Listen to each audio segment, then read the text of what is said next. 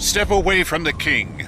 Zoe Troxler felt the cold steel of an ornate sword pressed against her throat. She gulped as fear immobilized every part of her body. She had no idea how she ended up here, having fallen on top of and completely toppling her monarch, the King of Switzerland. Just one moment ago, she was many hundreds of feet away, looking at the king through a pair of binoculars. The king was giving a speech at the funeral of the country's late guardian, who had passed away only 3 days prior. A crowd of over 10,000 had come for the service, and now all 10,000 were watching in stunned silence at the young girl who fell from the sky. King Abisher looked up and saw young Zoe lying on top of him on the marble balcony. He also saw his top general, Aubrey Jaeger, holding his sword at the girl's neck. Aubrey was busy trying to save his king from this unknown danger from the sky.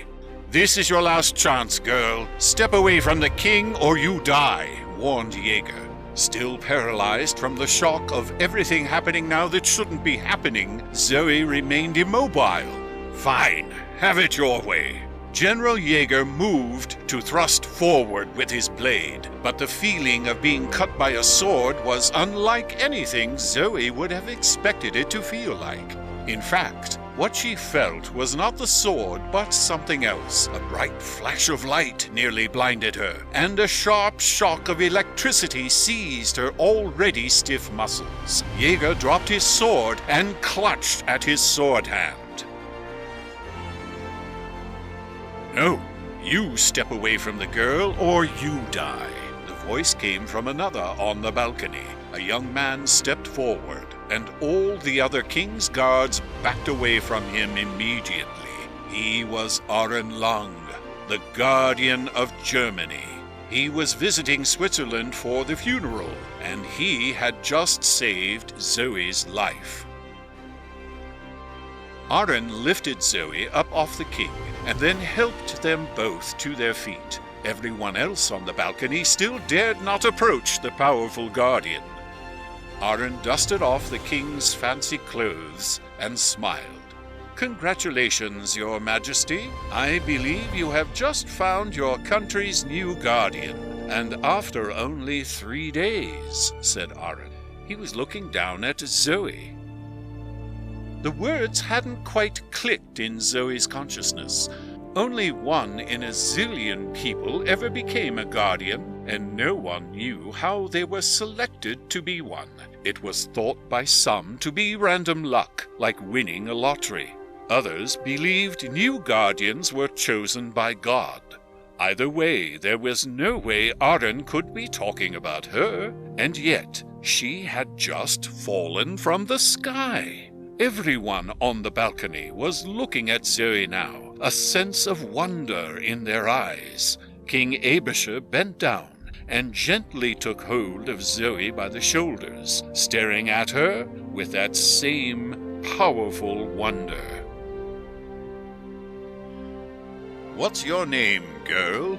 The storm of nervousness in her belly was just starting to calm down enough to reply. "Zoe, sir. I mean, your majesty."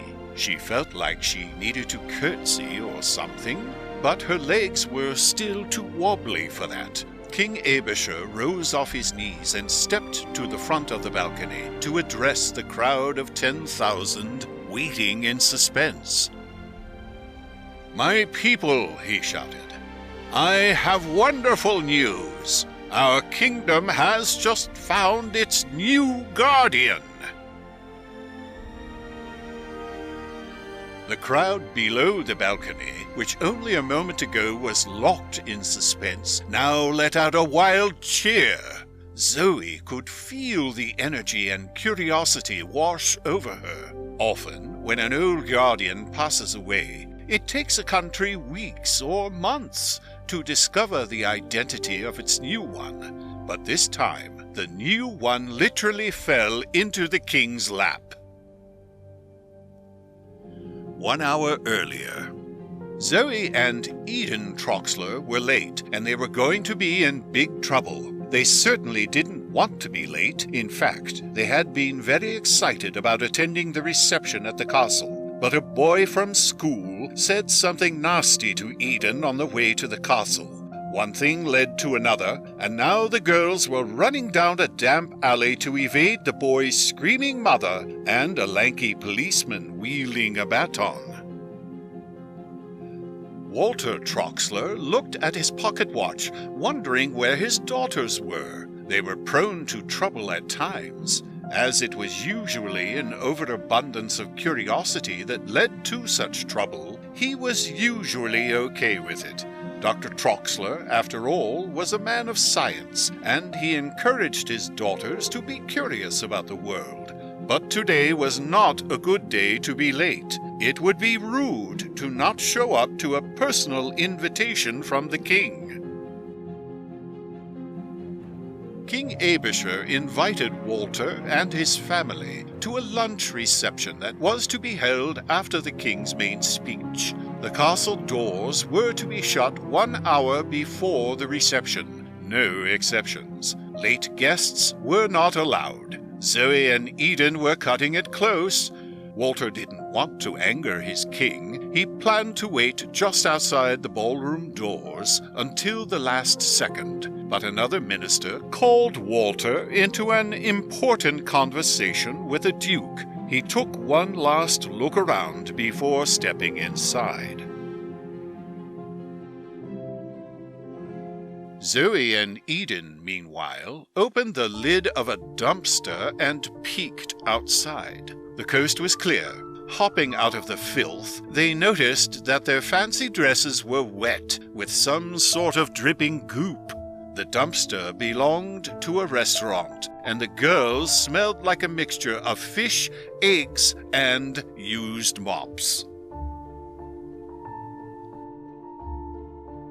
The little sunlight that made its way to the alley suddenly disappeared, and the girls were covered in shadow. They looked up and saw a German airship floating gently in the direction of Davos Castle. It was passing directly overhead. At the end of the alley, people on the street stopped in place, fingers pointed to the sky. Few Swiss citizens had ever seen a flying machine before. The airship was carrying a special visitor to today's funeral. "Let's go," Eden pulled on Zoe's arm. The two filthy twins darted through a throng of people still staring skyward, awestruck by the airship.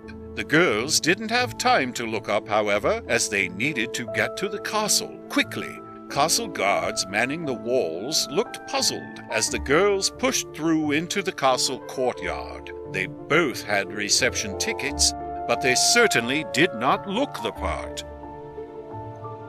They were running up to the main doors of the ballroom when they saw the last of the VIP guests enter. 2 guards were closing the doors just as Zoe and Eden arrived. "You have to let us in. We've been invited by the king," cried Eden. The guards looked down at the girls' filthy dresses. One of them held his nose. "Ha! Sure you were. Get out of here before I have you thrown out." "Father's going to kill us," cried Zoe. "Nothing we can do about that now," replied Eden, who was clearly not worried about their predicament. "We can't get inside, but we can still get a great view of Rokaya." "How are we going to do that?" asked Zoe. Eden answered by raising a finger up to a different part of the castle. King Abisher and the visiting guardians would soon be speaking to the crowd from the king's balcony. They would get to see Rokaya there. This news lifted Zoe's heart. Rokaya was the guardian of France, and Zoe was her biggest fan. Rokaya was famous not only in France but all over the world. And while the twins were looking forward to today's reception for many reasons, meeting Rokaya was chief among them. Meeting her was out of the question now. but at least they could get to see her today. Eden pulled Zoe through the crowd to the castle walls at the far end of the plaza. As they got farther and farther from the balcony, Zoe became more and more confused. The plaza was getting packed with so many people that it was hard to snake through. Adding to their troubles, the girls were definitely shorter than most of the crowd. How could Eden possibly expect them to see anything at all from so far away? Standing just inside the walls was a massive statue of Treshbergener, one of Switzerland's guardians from the previous century. He stood nearly as tall as the castle itself, with an arm stretched out wide, as though waving to an old friend. "No way, Eden," Zoe figured out what Eden had in mind.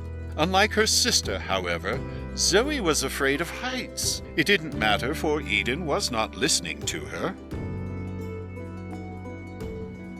Before they had a chance to argue further, Eden's mind was already onto something else.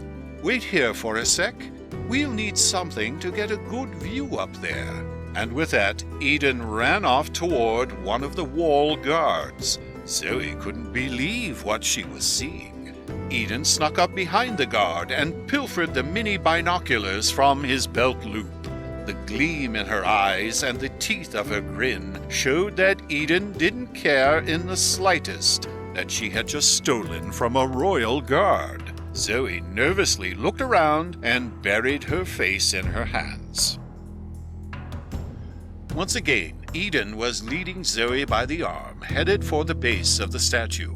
This time, however, Zoe wasn't having it. "I said no way," Zoe reaffirmed, crossing her arms. "Trust me, I will keep you safe like I always do, I promise." The genuine look in Eden's eyes was powerful. This wasn't the first time in their lives that Eden, being the bolder twin, had to encourage her sister to try something adventurous and possibly dangerous.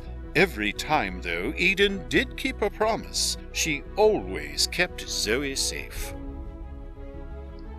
A ring of steps wound upward around the legs of the statue. Zoe felt better knowing that it was meant to be climbed. It wasn't meant to be climbed right now, however.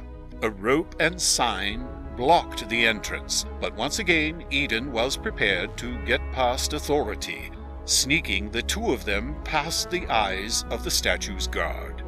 Surely they would be seen during their ascent, Zoe thought. She was wrong.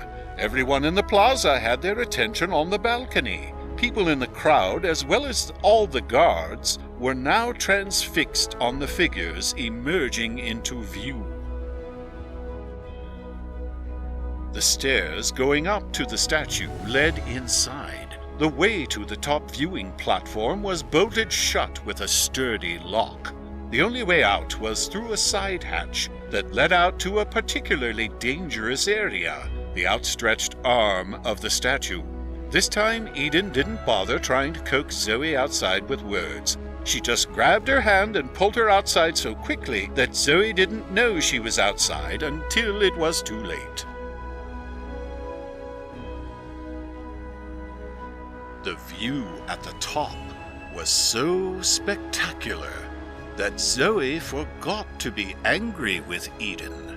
The castle plaza, gardens, and the castle itself cut a breathtaking sight when placed in front of the snow-capped Swiss mountains. Unfortunately, they were too far away to see the king or even Rokaya for that matter.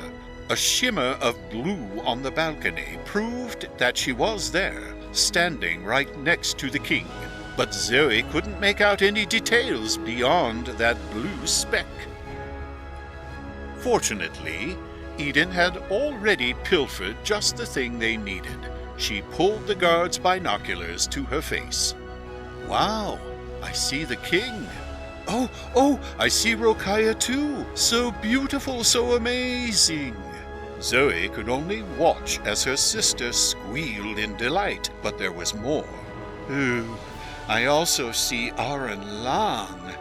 Why did the king even invite him today?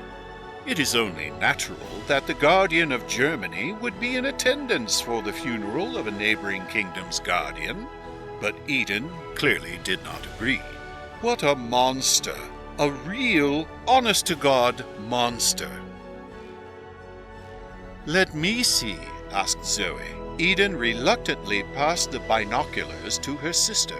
Just like Eden, and just like most everyone else in the world, Zoe adored Rokhaya, with her ability to heal the sick and the injured, and she feared Aron Lang, with his powers over electric energy. Over the past decade, Aron had been personally responsible for the death of thousands of people declared enemies of Germany. Even so, Zoe was just curious enough to steal a glance at him. King Abishur began his speech, and Zoe centered the binoculars on him. The king was her family's benefactor, and a man whom Zoe was really sad to not get to meet today, given their being late to the ballroom and all. He started out with general sentiments that one typically hears at funerals. He went on for a good while, and Eden was getting impatient. She wanted another turn at the binoculars. Before Zoe could hand them over, however, something unusual happened. A glowing circle appeared above King Abishur's head. Despite Eden's protests, Zoe pulled the binoculars back to her eyes. Everyone else in the crowd below was seeing the same thing, and an audible gasp was clearly heard from the roughly 10,000 mouths in the plaza. Zoe had never seen anything like it. She stared intently and curiously. She didn't realize it, but she was leaning over the edge a little too precipitously. "Hey, it's my turn," Eden cried, making a decisive grab for the binoculars. That's when Zoe fell. The ground was coming closer to her quickly. A few people below heard Zoe's brief scream when she tipped over the edge. She saw several faces looking back up at her. Then, strangely, the faces were gone.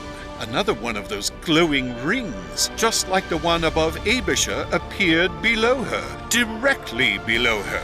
Within a half second, it grew from a small dot of glowing energy into a large ring, more than a meter across. Through this ring, she saw a familiar face. It was wearing a crown. For reasons plain to everyone there that day, word of Switzerland's new guardian spread like wildfire, not only in the kingdom, but throughout the entire world.